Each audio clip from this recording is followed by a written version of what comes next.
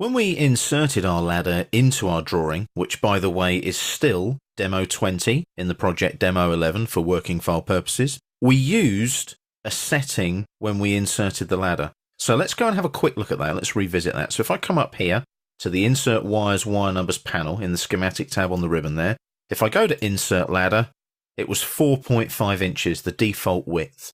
That's the default width in the drawing properties and more than likely the project properties because I haven't changed it individually for any drawing or any project. So that we know the width there is 4.5 inches, so I'll just cancel that for the moment. However, there will be times when you're inserting components on the rungs of your ladder and you need your ladder to be wider. So how do you resize your ladder? Well, the quickest way to resize your ladder is to go to the Schematic tab on the ribbon, go to the Edit Components panel here, click on this flyout here and use Scoot. Click on Scoot and it prompts you to select the component, wire or wire number.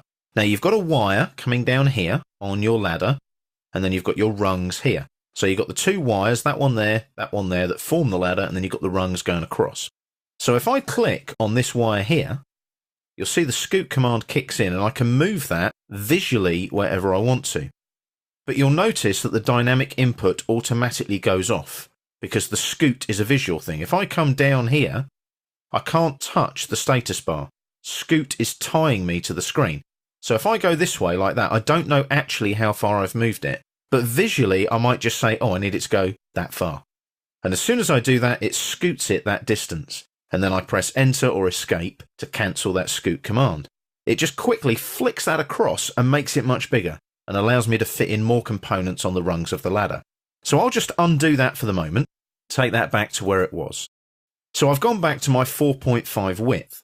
I can just use the Stretch command in AutoCAD as well. There's nothing to stop me doing that.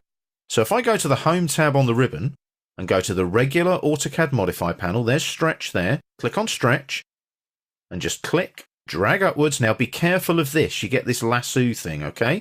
I can do lots of whirly shapes, it's excellent, but it only selects the objects in the lasso, which is not what I want to happen.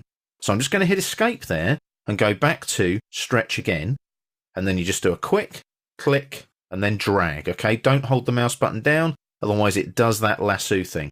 Do a regular stretch using a rectangular crossing window.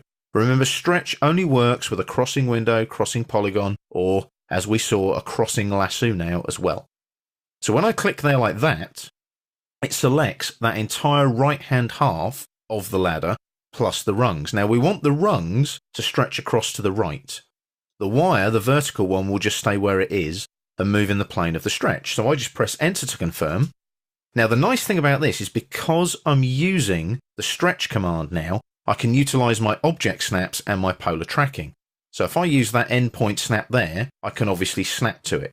I need to make sure that my snaps are on, so I come down to the status bar and just click there, make sure that endpoint is on, which it is now.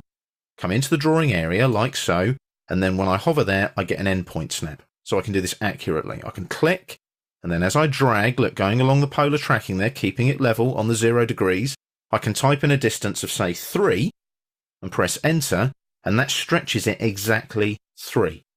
So you can see that I've got two ways of resizing my ladder once I've brought it into the drawing. I can resize it quickly and visually using Scoot, or I can resize it accurately using object snaps using the AutoCAD Stretch command.